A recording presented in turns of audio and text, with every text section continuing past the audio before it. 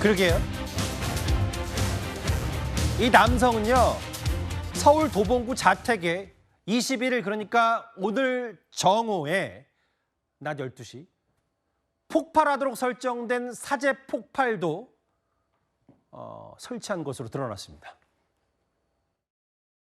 집에다가 설치한 폭발물은 이 피의자가 다시 집에 돌아가지 않을 생각으로 자포자기하는 심정으로 집안에다 설치를 해놓은 것으로 지금 추정하고 있습니다. 오프라인에서 샀다든지 아니면 온라인에서 샀다든지 이런 것도 확인했어요. 네, 일정 부품은 온라인으로 구매한 것으로 보이는데 그 모든 것을 온라인으로 구매했는지 여부는 아직 수사 중에 있습니다. 오늘 낮 12시에 폭발하도록 아예 타이머 설정까지 맞춰놨다. 안지원 기자님, 이게 그냥 뭐 단순히 홧김에 사제 폭발물 들여와서 집에서 터지도록 그냥 시간 맞춰서 해놨다라고 하기엔 끈으로 연결도 해놨고 심지어 폭탄물이 15개나 발견이 됐더라고요.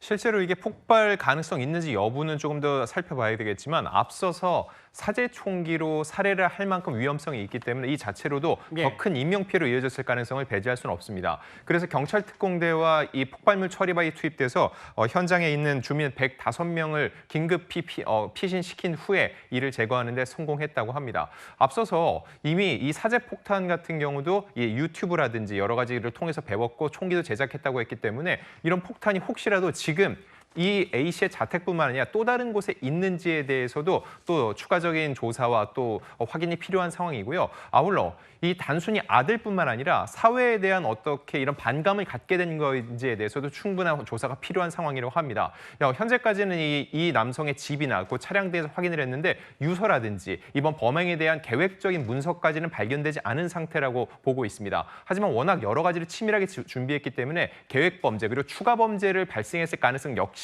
이 여죄를 열어둔 상태에서 경찰은 수사를 진행하고 있는 상황입니다. 김은배 팀장님, 이게 여기 보면 거실과 안방 등에 9곳에 배치했고 끈으로 연결해서, 그러니까 각각의 폭발물들의 파괴력을 더 극대화시키기 위해서 다 연결을 해놨다는 건데, 아까 저희가 봤잖아요. 이웃 주민들의 말에 따르면 손재주가 좋았고 뭐를 만들어서 파는 것 같았다라고 해서, 아무리 손재주가 좋다고 해도 이렇게 끈으로 연결해서 뭔가 폭발물, 시한폭탄을 만들 수 있으려면 공부를 어마어마하게 한 거 아니에요? 그렇습니다. 일반인들이 사실은 사제 총기라든지 사제 폭발물을 만들기 매우 힘든데요. 사실 조금만 연습하면 되긴 합니다. 왜냐하면 문제가 지금 유튜브라든지 인터넷을 뒤져보면은 사제 총기라든지 사제 폭발물을 만드는 방법이 공유되고 있거든요. 그러니까 그걸 안 찾아보셔서 그런데 찾아보면 그런 길이 있어요. 그러니까 본인이 조금 공부도 하지만은 그 유튜브라든지 인터넷 뒤져보면은 실제적으로 사제 총기 폭발을 만들 수가 있는데, 근데 그렇게 쉽게 접해서 배워서 만들고 뭐 그 재료 구할 수 다 있는 거예요? 그게 가능합니다. 뭐가 문제냐면 사제 총기 같은 경우에는 우리가 총을 사면은 그 안에 우리가 쓰는 총 같은 경우는 강선이 있지 않습니까? 이건 총알이 가는 거지만 이 산탄은 강선이 필요 없어요. 파이프 통에 구경만 맞으면 쏠 수 있거든요. 그리고 폭탄 같은 것도 그런 수류탄 이런 게 아니고 아까 보다시피 인화물질에다가 타이머, 즉 점화장치만 설치해놓고 시간만 맞춰놓으면 시한폭탄이 되거든요. 그렇기 때문에 사실상 조금만 배우게 되고 인터넷이나 아니면 유튜브를 보게 되면은 보통 일반적으로 어른이라고 한다면은 저렇게 사제 총기, 사제 폭발물을 만들기가 그렇게 어렵지 않다. 그러니까 저분이 아마 그걸 보고 또 배우고 또 본인도 그렇지 않습니까? 유튜브 봤다고 하다 보니까 충분히 저는 사제 총기라든지 사제 폭탄물을 만들어 쓸 수가 있다. 요거 때문에 그 경찰에서는 이런 유튜브나 온라인에서 사제 그런 총기나 폭탄을 만드는 것에 대해서 좀 점검을 해서 그런 걸 올리지 못하도록 좀 단속을 해야 될 것 같습니다. 그게 핵심인 것 같아요. 그러니까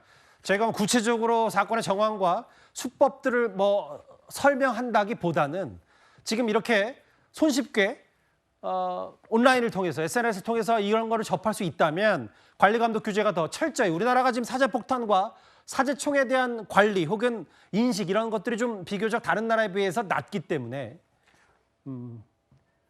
도봉구 60대 남성 집에서 발견된 폭탄물 얘기까지 이거 상상도 하기 싫지만 만약에 이게 실제로 터졌으면 어떤 파장이 있을 수 있을지, 사고가 얼마나 커졌을지 가늠도 쉽지 않습니다. 알겠습니다. 왜 며느리와 손자가 보는 앞에서 아들에게 총을 쐈는지에 대한 사건의 동기, 범행 이유, 이건 분명히 더 밝혀내야 될 것 같습니다. 10위와 9위는 충격적인 총기 사고 소식이었고요.